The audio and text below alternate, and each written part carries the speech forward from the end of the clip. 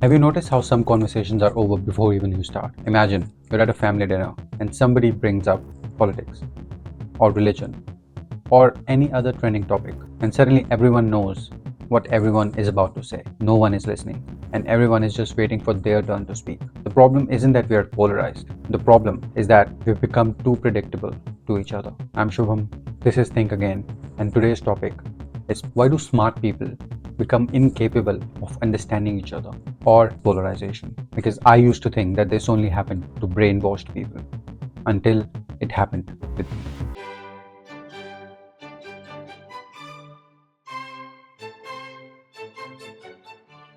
A few years ago, I got deeply involved in an MLM business, and when people close to me questioned it, I just thought, you don't get it. Every criticism had an answer.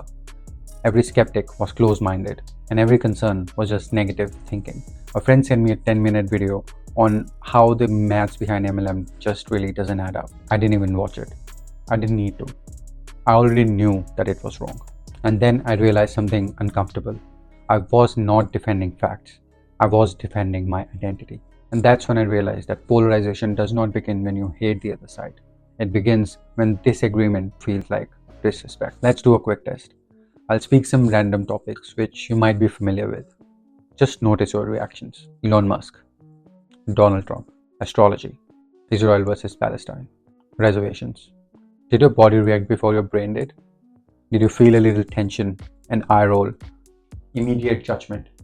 Then congratulations, you might be polarized in one of the above topics. You may not be thinking anymore. You're just reacting. Here's what I think polarization really is. It's not disagreement.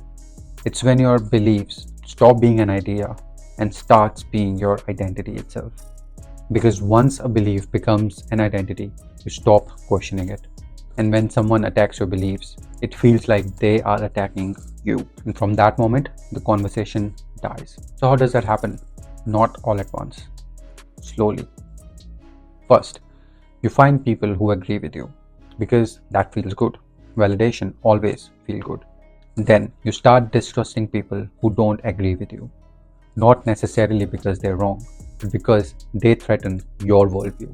And then something subtle happens. You start investing in your belief publicly.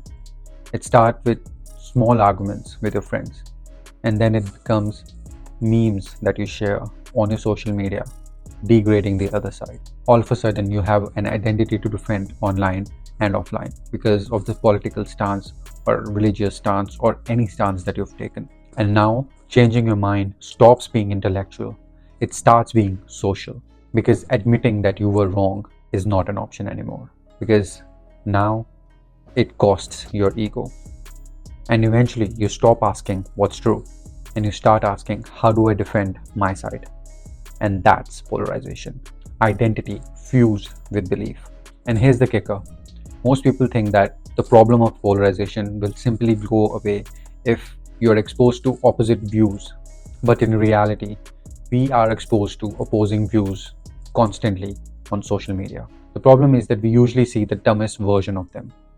We might see the worst tweet, the worst argument, the most unhinged person on the other side. So instead of understanding the other side, we become more convinced that they're just idiots. And that makes us feel smarter instead of making us wiser.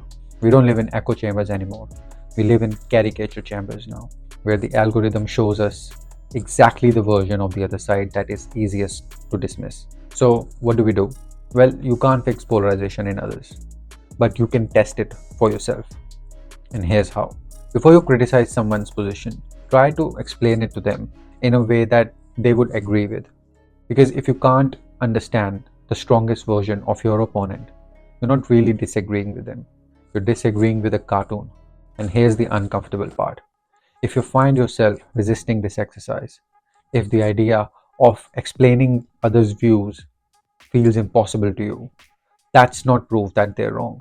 That's actually proof that you may have fused your identity with your beliefs. The most dangerous people in any debate are not the ones who are loudest. They're the ones who cannot fathom that they can be wrong. And if this video only made you think about people you disagree with, you may have missed the point. Because polarization feels obvious in other people and rarely in ourselves. That's all for tonight. Let's think again.